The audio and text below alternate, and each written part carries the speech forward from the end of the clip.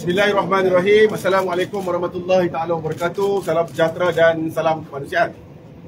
Pertama kali saya mengucapkan ribuan terima kasih kepada rakan-rakan aktivis daripada MSO, Mr. Andrew Fu, Sejaya, Sepang, Jad dan lain-lain lagi yang saya tak sebut, yang merupakan aktivis yang bergiat aktif di dalam gerakan MSO ni, dan Upami juga.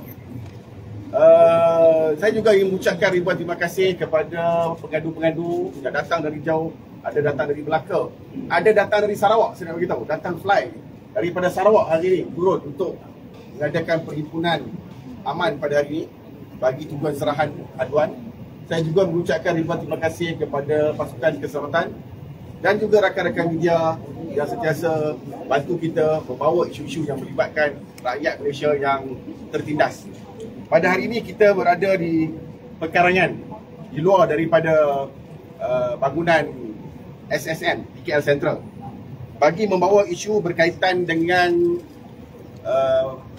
pelaburan skim kepentingan, yang mana kita mengesyaki bahawa syarikat-syarikat yang menawarkan pelaburan vending machine, dua syarikat menawarkan vending machine, pelaburan vending machine, dan satu lagi syarikat menawarkan pelaburan mesin coffee machine, di mana saya bagi data jumlah untuk syarikat yang pertama, mesin layan diri, adalah sebanyak 54 pelabur, kerugian mencecah ke 52 juta. Syarikat yang kedua bagi mesin layan diri juga, vending machine, 19 individu, kerugian 1.8 juta. Dan syarikat ketiga yang melibatkan mesin kopi layan diri, 155 pelabur dan kerugian mencecah ke 73 juta.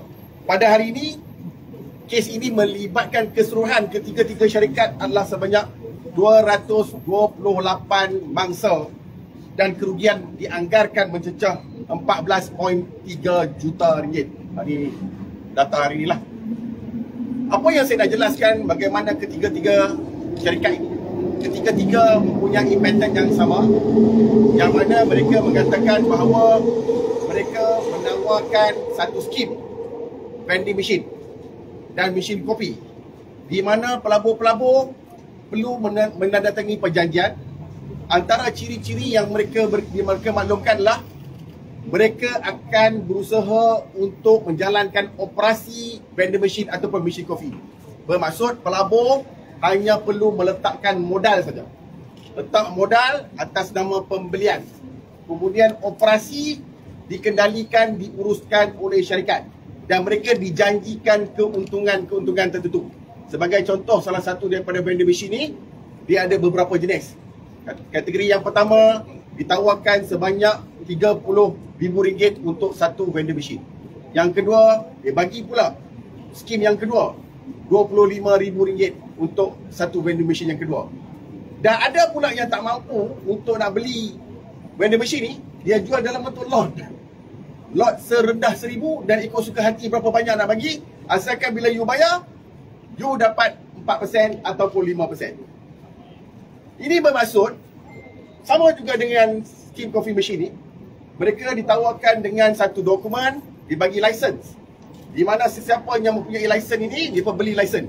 Kemudian coffee machine itu akan dijalankan, akan digunakan untuk operasi perniagaan, akan dilakukan oleh syarikat. Bermaksud ketiga-tiga syarikat ni, mereka tidak mengetahui sama ada mesin itu benar-benar wujud ataupun tak benar wujud. Untuk maklumat rakan-rakan media semua, kita telah membuat laporan polis.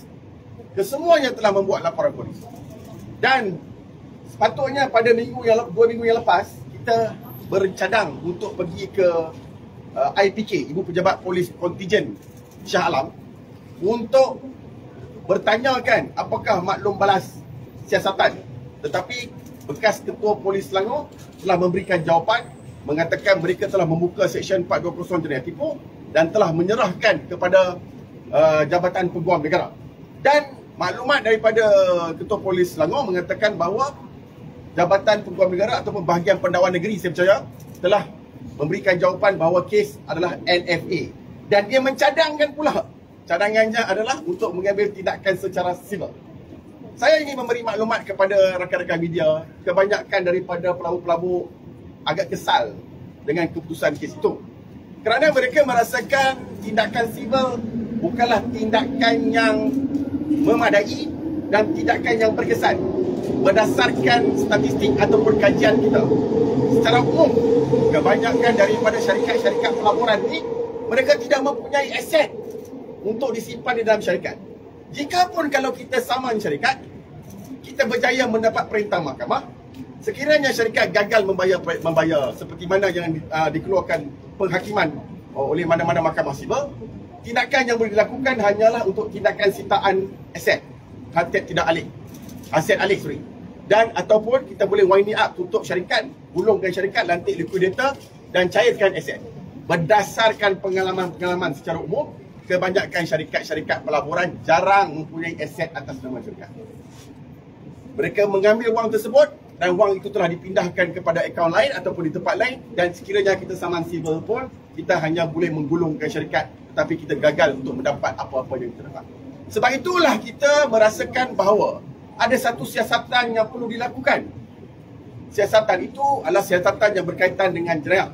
Oleh yang demikian, kami membuat keputusan untuk menulis surat representasi kepada Yang Arif Timbalan Pendakwa Raya untuk mohon pertimbangan semula keputusan NFA yang dibuat oleh Yang Arif Timbalan Pendakwa Raya, supaya dapat dilihat unjuran-unjuran yang kami bawa, supaya ada satu siasatan. Antara siasatan yang kita mahu tahu adalah, adakah mesin-mesin ini benar-benar dibeli oleh syarikat-syarikat berkenaan?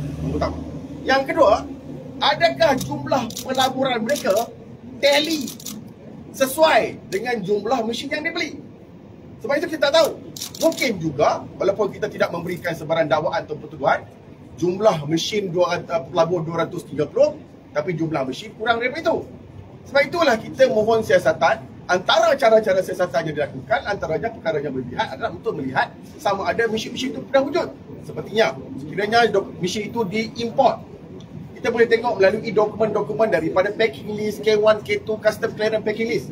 Semua itu kita boleh tengok untuk melihat sama ada mesin itu benar-benar wujud dengan jumlah yang dilaburkan oleh pelabur-pelabur. Walau bagaimanapun, kita menghormati keputusan daripada pihak Yang Arif Timbalan Pendakwa Raya, dan kita juga mempunyai hak selaku pelabur-pelabur untuk menghantar representasi supaya satu pertimbangan dapat dilakukan. Tapi untuk hari ini, mengapa kita hadir ke SSM? Ini adalah kerana di dalam undang-undang di bawah kawasan SSM ada satu undang-undang yang dipanggil Akta Skim Kepentingan. Apakah Akta Skim Kepentingan? Akta Skim Kepentingan ini diwujudkan pada tahun 2016 untuk mengawal skim-skim. Antara skim-skim yang dikawal adalah skim pelaburan, skim rekreasi, skim kongsi masa dan macam-macam skim. Antara ciri-ciri skim ni adalah apabila pelabur-pelabur telah hilang kawalan, dia masukkan modal, dia telah hilang kawalan terhadap modal dia ataupun operasi skim tersebut. Dia orang ni semua letak duit dalam syarikat. Adakah mereka ada kawalan terhadap operasi skim? Tidak ada. Operasi skim dikawal sepenuhnya oleh syarikat. Modal siapa punya? Modal daripada pelabur-pelabur. Ini menunjukkan terdapat sesuai dengan ciri-ciri yang ada di dalam Seksyen 4(2)A, di mana pemegang menyumbangkan wang dan penyumbang juga telah hilang kawalan terhadap operasi skim sesuai dengan Seksyen 4(2)A.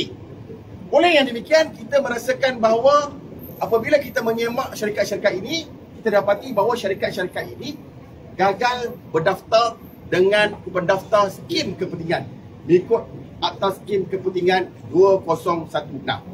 Ini bermakna hari ini kita hadir untuk membuat aduan kerana kita mengesyaki bahawa ketiga-tiga syarikat ini tidak berdaftar dengan pendaftar skim kepentingan. Ini adalah satu undang-undang pematuhan.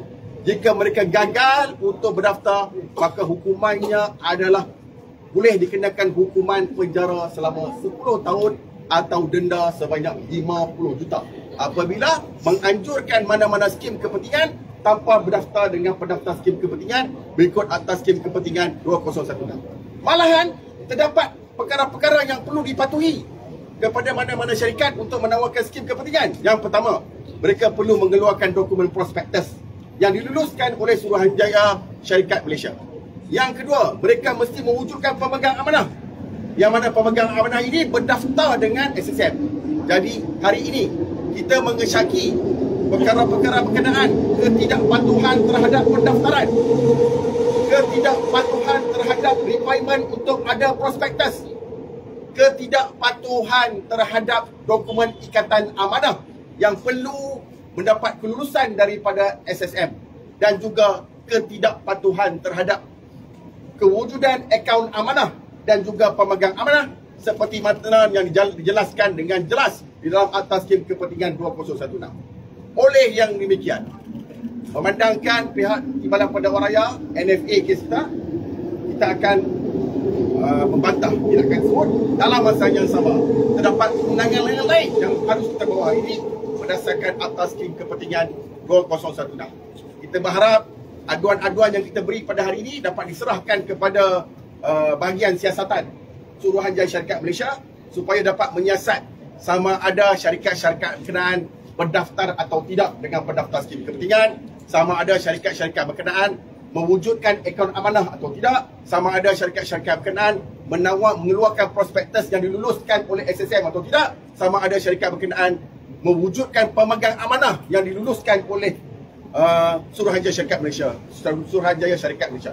Jika mereka gagal, kita mengharapkan bahagian siasatan dapat menyerahkan kertas siasatan tersebut kepada bahagian pendakwaan SSM supaya satu tindakan pendakwaan dapat diambil kepada pengarah-pengarah syarikat jika mereka gagal mematuhi apa yang diperuntukkan di bawah Akta Skim Kepentingan 2016. Untuk tidak melengah masa, saya ingin menjemput wakil-wakil mangsa untuk menceritakan sedikit kronologi bagaimana mereka menyertai program ini, apakah harapan mereka dan apakah yang mereka berlaku pada mereka setelah mereka rugi dalam pelaburan vending machine dan juga pelaburan coffee machine yang mereka sertai. Saya dengan ini menjemput wakil yang pertama dulu. Beri kursi dulu. Duduk.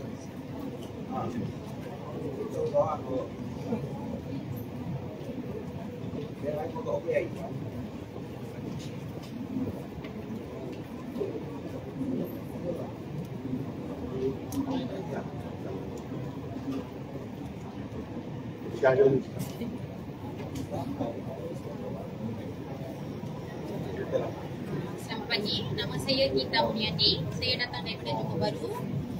Saya dapat info pasal vending machine ni daripada kawan saya. Saya melabur sebanyak 90,000 dalam ni, iaitu 3 vending machine. Satu vending machine tu berharga 30,000 dan dia apa yang saya dijanjikan tu bila saya melabur 30,000, setiap bulan saya akan dapat interest ataupun income lah 1,500 sebulan. So sebanyak 5 tahun, lepas tu dia akan tambah lagi 5 tahun juga. So keseluruhan 10 tahun. Tapi masalahnya saya dapat duit tu selama 2 bulan sahaja. Lepas tu diorang hantar surat, diorang cakap setakat COVID kita akan postpone payment selama 2 bulan, 3 bulan, lepas tu 6 bulan, lepas tu 1 tahun. Dia sambung sampai sekarang kosong. So bila kita tanya, dia dalam macam hilang dalam redaan lah. Dia tak ada. Tak tahu nak cari dia macam mana. Saya memang menyesal lah sebab saya masuk dalam vending machine ni, dia ada SAP, Sales and Purchasing Form. Bila kita melalui satu lawyer, kita macam beli rumah lah. Kita melalui lawyer kan, kita memang percaya. Tapi yang kita datang daripada lawyer ni pun boleh pula ditipu. So memang macam tak tahu nak buat apa dalam negara ni. Dia orang boleh tipu juga. Scam depan mata boleh kena. Bukan orang curi dari bank tau. Ni depan mata dia dapatkan sign daripada peguam, boleh pula dia curi macam tu. Yang tu bank pun lepas juga, government kita pun lepas juga. Dia pun berani juga dekat luar, dia tak kisah juga. Dia masih enggan nak bayar. Bukan 1 orang 2 orang tau, berpuluh-puluh. Dia tak kisah juga. Tak tahu macam mana nak dapatkan balik duit tu. Duit tu bukan macam tu je datang. Satu I buat loan, lagi satu duit retrenchment. Sebab semasa COVID ada juga yang macam hilang kerja kan. Macam tu ada juga dalam family saya hilang kerja. So daripada tu I dapat retrenchment. So bila dapat duit tu, fikirlah nak masukkan pelabur dalam ni. So next kerja tu tak tahu bila nak dapat. Sebab semasa COVID tu kebanyakan tak ada kerja. So I fikir nak dapatkan duit tu daripada ni. Lagipun saya melabur, lagipun ada SMP. Ada juga kita dapat duit tu daripada bank. So kita percaya bank, kita percaya peguam, kita percaya SMP. Lepas tu yang ni buat banyak percaya, banyak perkara yang kita buatkan dia percaya dia. Tapi sekarang saya bayar loan bank. Lepas tu duit dah retrenchment pun hilang. Banyak problem dekat family. Sekarang tak tahu macam mana nak dapatkan duit tu balik. Kita buat kes ni pun dia tak kisah juga. Orang tangkap dia tahu. Saya cam muka dia. Saya cakap dia yang tipu tu. Tapi dia tak. Dia relax je. Tak tahu macam mana lagi kita nak dapatkan duit dia balik. Duit kita balik. Ada soalan?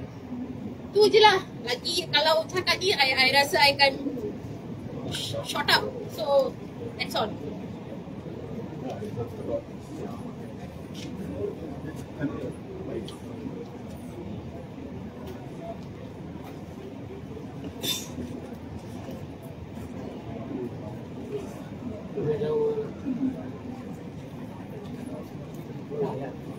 Selamat pagi kepada semua.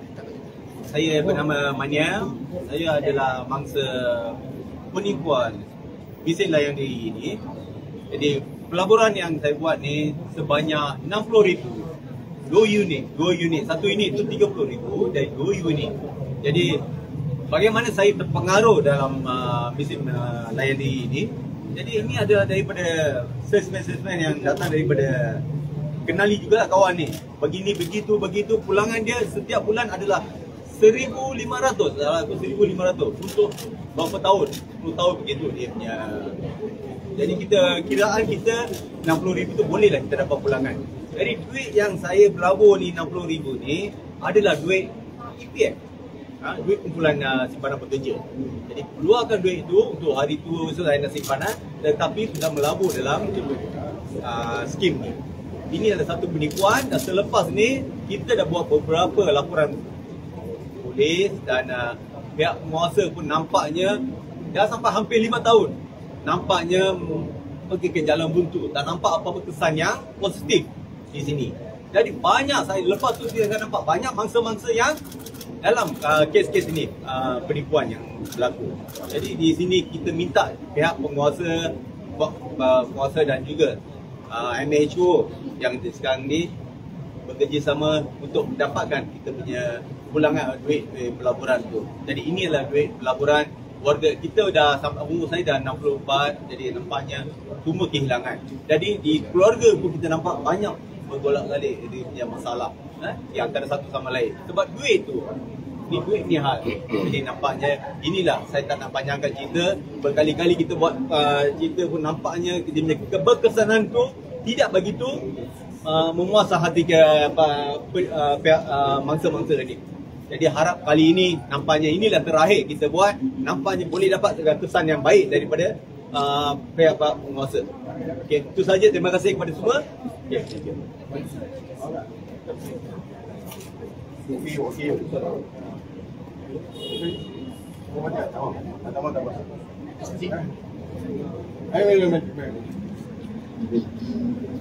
Okey, nasihat tulisan.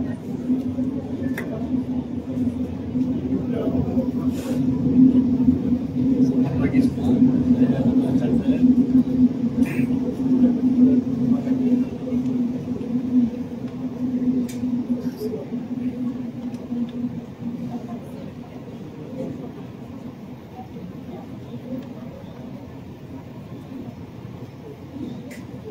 Umur saya 65 tahun.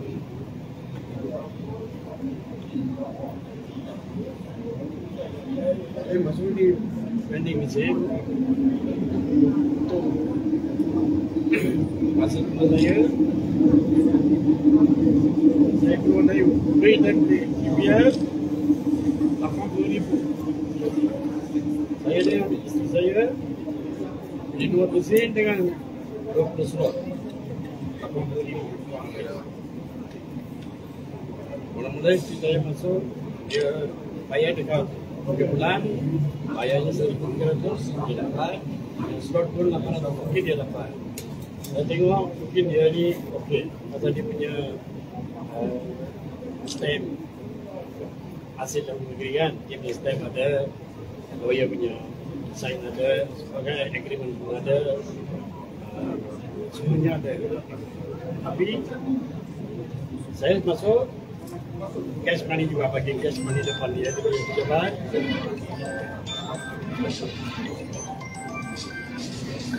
Cash money saya dapat, saya bayar dia punya office dekat office, dia bayar.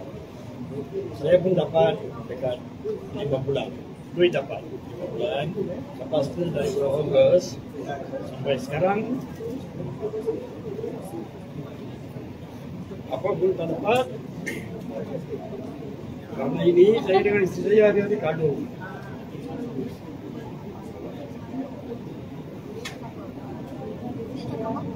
Bila saya pergi report dekat Malai, dia cakap NFA. Habis saya minta dengan IO saya, ini kes kena tipu. Yang tipu itu saya kena tipu. Dalam perjanjian dia cakap tiap bulan untuk 3 tahun saya dapat 1,300. Dia tambah RM1,000 atau RM2,000 untuk tambah dia punya kontrak. Dia punya kontrak sampai 9 tahun. Boleh tambah dari kontrak sampai 9 tahun. Tapi bila saya tak dapat duit, saya telefon polis. Dia cakap NFA. Saya cakap semua dokumen-dokumen saya bagi dia. Saya cakap ini saya kena tipu. Dia cakap dia tak tipu, pasal dia tak bagi apa dia dia punya perjanjian. Dia cakap dia bayar sama saya tiap-tiap bulan. Bila sampai itu masa yang saya bayar itu kan sama masa 30 hari dia dapat duit. Daripada itu tiap-tiap bulan saya dapat duit. Tapi bila tak dapat duit, habis saya punya ni duit tak dapat, saya cakap saya kena tipu ke tak tipu. Saya tanya ibu saya, ini kata dia janji. Kalau orang janji tak ikut, berarti dia tipu. Yang saya tahu saya lah, saya sekolah dah tinggi, tapi saya tahu bila orang janji dengan saya macam ini, kalau tak ikut, berarti dia tipu. Saya minta ini kes 420, dia tak bagi. Habis daripada FHO saya dapat satu cara surat, saya isi itu surat, saya SMS kasih dia. Besok hari dia panggil terus bagi 420. Macam mana boleh bagi macam itu? Tadi dia cakap NFA. Saya kawan-kawan semua pun sama macam ini. Patut semua orang dapat 420. Patut semua orang kena tipu. Dalam perjanjiannya semuanya sama, stamp duty semua pun sama. Sehingga dia fotokopi satu, dia hantar semua orang sama. Sertifikat pun sama, dia punya serial number pun sama. Yang dia tipu, janji misi dapat di dalam 3 bulan. Dia tak dapat, sampai sekarang pun tak dapat. Itu bukan tipu. Itu tipu kan?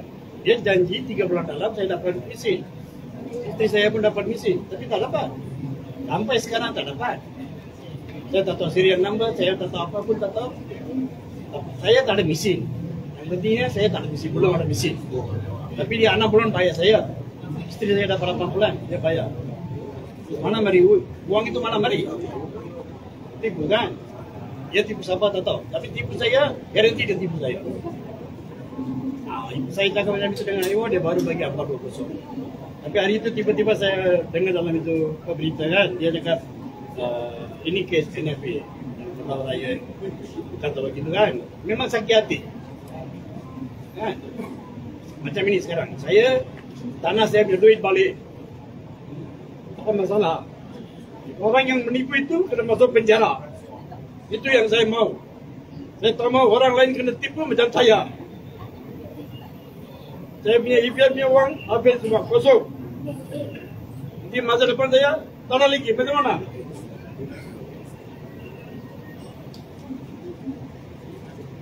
Kalau boleh,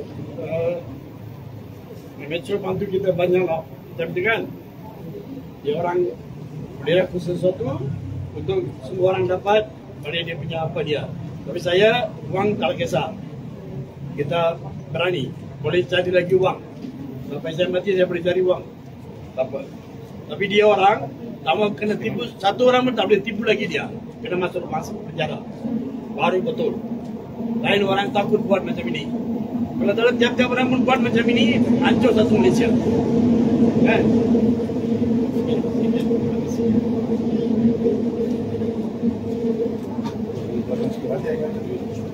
Sampai ke dalam.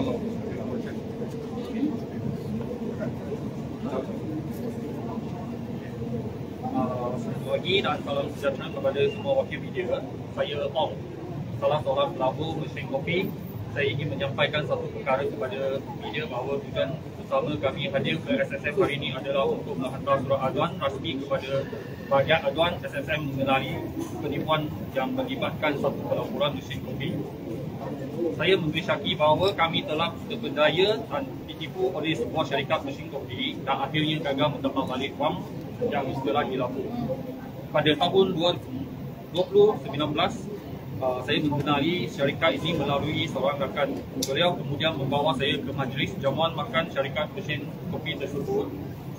Semasa pembentangan, syarikat itu menyatakan bahawa pelaburan mesin ini termasuk pakej perniagaan mereka, iaitu mereka akan membantu untuk buat pemasaran dan penyewaan mesin kopi kepada pelanggan serta menjanjikan pulangan keuntungan sekurang-kurangnya 20% setahun. Syarikat itu juga berjanji akan membantu menjual semula mesin kopi kepada orang lain sekiranya kami tidak mahu meneruskan pelaburan ini. 2 hari selepas tu saya turut menabur 10 biji mesin kopi dengan pakej perniagaan yang mereka tawarkan. Namun apa yang berlaku selepas setahun adalah sesuatu yang amat mengecewakan. Kami tidak menerima sebarang keuntungan seperti dijanji sebelum ini. Sehingga hari ini kami tidak mengetahui sama ada mesin kopi yang saya menabur tersebut wujud atau tidak. Syarikat itu pernah berjanji kepada para pelabur bahawa mereka boleh mendapatkan kembali wang pelaburan selepas tempoh setahun. Namun itu semua janji kosong.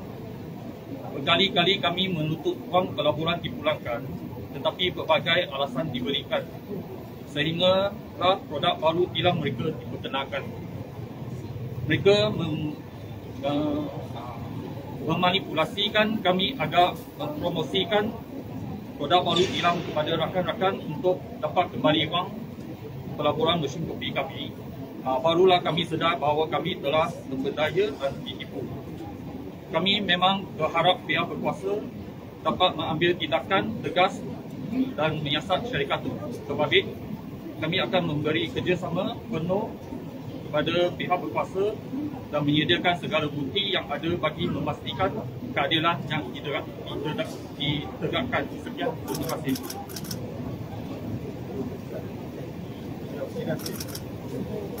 OK， 我用中文 summarize。今天呢，总共我们代表呢228名的受害者，总共有3个被怀疑投资诈骗的平台。这里有3个平台啊，有2个是 vendor machine 的，第3个也是 machine， 咖啡 machine 啊，3个都是有关系到 machine 的投资。我要讲的东西就是说，我们在过去几个礼拜前，我们原本打算去 IPK 沙拉，就是要警察巴伦巴拉斯回答我们到底他整个案件的小沙蛋的方向到底是什么样。但是警察也已经是回复了，他说 AGC 已经推翻了 NFA， 他说你们要 refer to magistrate， 叫你去找律师办。我们不明白的东西，当我们怀疑有这么多的受害者，怀疑有诈骗案，为什么他们是完全没有往诈骗案、欺骗案这个方向去调查，而很轻松的就告诉你这个是属于民事诉讼？什么叫做民事诉讼？你是不是鼓励整个市场的老千，我骗了整个市场的钱，然后我只要把我的公司关掉，或者是我曾经给你分发过几次的 dividend， 那我就是不算诈骗，这个是叫做 Company Act， 这个东西是叫做生意失败，原来是可以这样子的，这样子你们政府执法人员是不是鼓励老千在马来西亚可以用这个手段来去执行对人民百姓用这个套路来去骗大家？如果不是的话，为什么你